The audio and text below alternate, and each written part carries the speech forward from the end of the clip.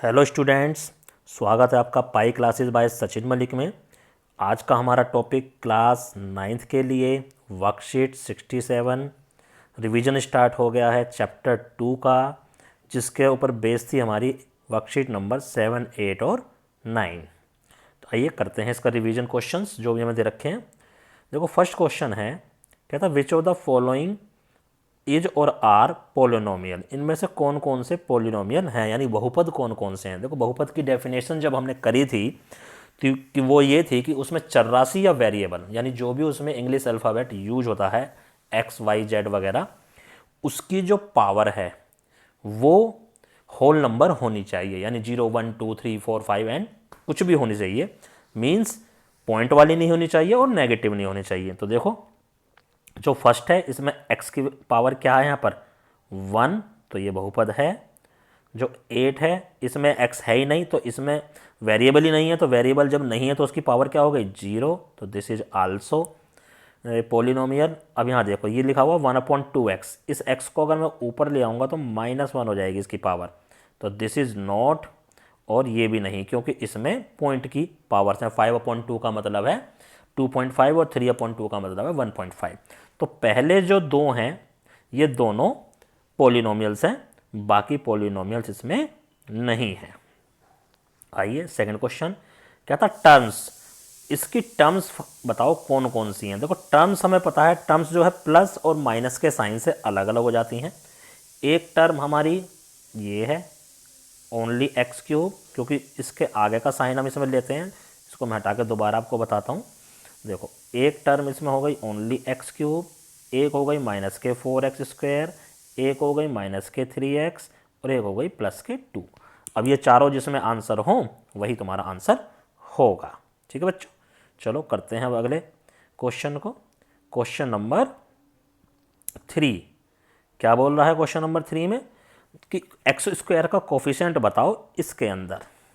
ठीक है, तो हम ऐसे क्वेश्चन को क्या करते हैं, हम पहले इनको मल्टीप्लाई कर लेते हैं। देखो हम x² की मल्टीप्लाई करेंगे x-2 से, फिर -1 की मल्टीप्लाई करेंगे किससे x-2 से, यानी एक बार इस x² की पूरी दूसरे ब्रैकेट से पूरी मल्टीप्लाई, एक बार 1 की करो। अब इसको अंदर मल्टीप्लाई x³ -2x² -x +2। ठीक है, अब देख लो x² कहाँ पर है, यहाँ पर है, तो x² के साथ क्या आ रहा है -2, तो -2 इज द आंसर। ठीक है, now degree of the polynomial, देखो इसमें वेरिएबल हमारे पास है ही नहीं, और जिस बहुपद में या जिस पोलिनोमियल में वेरिएबल हमारे पास नहीं होता है उसकी पावर हमेशा 0 होती है, क्योंकि हम इसके साथ लिख सकते हैं इसको इस टाइप से कि √5x की पावर 0, और x की पावर 0 का मतलब क्या होता है 1, तो 1 को √5 से मल्टीप्लाई करेंगे तो पोलिनोमियल में कोई चेंज हमारा नहीं आने वाला। Now next, zeros of polynomial यानी शून्यक, जीरोज वो वैल्यू होती हैं जिसको x के प्लेस पर रखने पर ये पूरा पोलिनोमियल की वैल्यू क्या बन जाए 0 बन जाए। ठीक है, तो हम इसको इस तरह से भी दो तरीके से कर सकते हैं। हम इसको या तो ये जो आंसर दे रखे हैं इनकी वैल्यू रख के देख लो, या ये जो देखा रखा है x² - 2x, इसको 0 के इक्वल रख लो और सोल्व कर लो, जो भी x की वैल्यू आएगी। तो x कॉमन, x - 2 = 0। तो अब देखो इसका और इस ब्रैकेट का मल्टीप्लिकेशन क्या आ रहा है 0, तो वो तभी पॉसिबल है जब या तो ये वाली वैल्यू 0 हो या ये वाली वैल्यू 0 हो। तो यानी तो या तो आइदर x की वैल्यू 0 होनी चाहिए या x - 2 की वैल्यू हमारी 0 होनी चाहिए। ठीक है, या तो x की वैल्यू 0 हो या x - 2 की वैल्यू 0। तो x की वैल्यू 0 से जो यहाँ तो 0 आ गया, इसको सोल्व करेंगे तो x की वैल्यू क्या आ गई 2, यानी 0 और 2 ऐसे दो जीरोज हैं जो इस पोलिनोमियल की वैल्यू को 0 कर देंगे। नाउ नेक्स्ट क्वेश्चन, ट्रू और फॉल्स बताने हैं हमें। 6 क्वेश्चन में क्या था, every polynomial is an equation, प्रत्येक बहुपद एक समीकरण होता है। देखो समीकरण होता क्या है, समीकरण जिसमें भी इक्वल टू का निशान आ जाए उसे हम समीकरण कहते हैं। तो पोलिनोमियल के अंदर तो इक्वल टू का निशान कहीं होता ही नहीं है, तो this is false.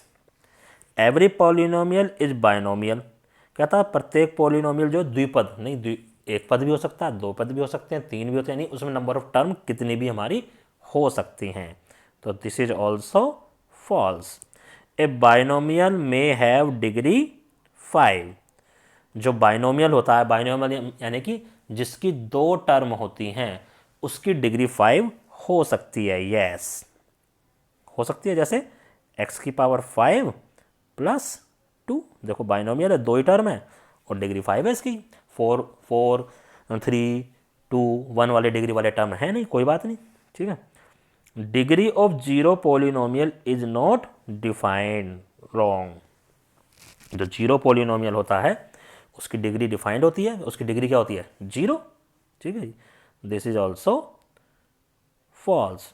Zero of a polynomial is always 0, ठीक है। कहता है zero of a polynomial is always 0। क्या मतलब हुआ?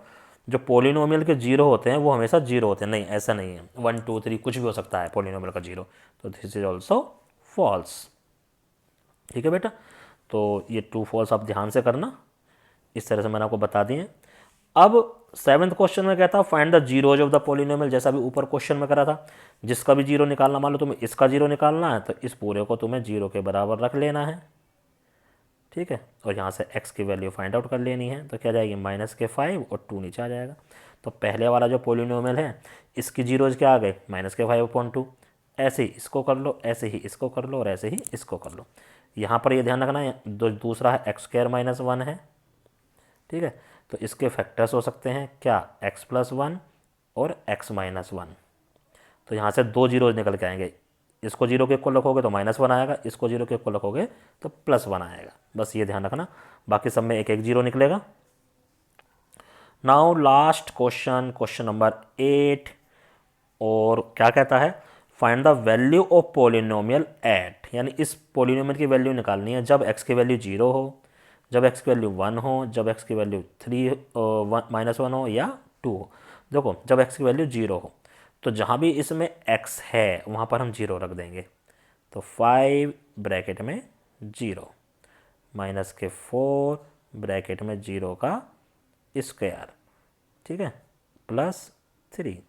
देखो 0 से मल्टीप्लाई करोगे ये तो 0 हो गया, ये भी 0 हो गया, +3। तो आंसर क्या आ गया इस वाले पोलिनोमियल का? एट 0 3 आ गया।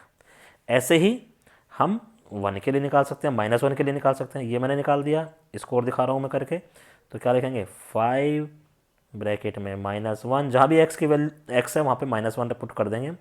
4 -1 का स्क्वायर और प्लस के 3। सोल्व कर लो इसको।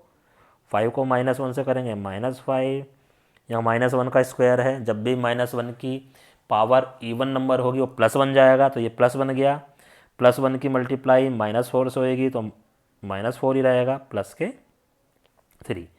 तो -5 और -4 क्या हो गया? -9, प्लस के 3, -9 और प्लस के 3 क्या होता है?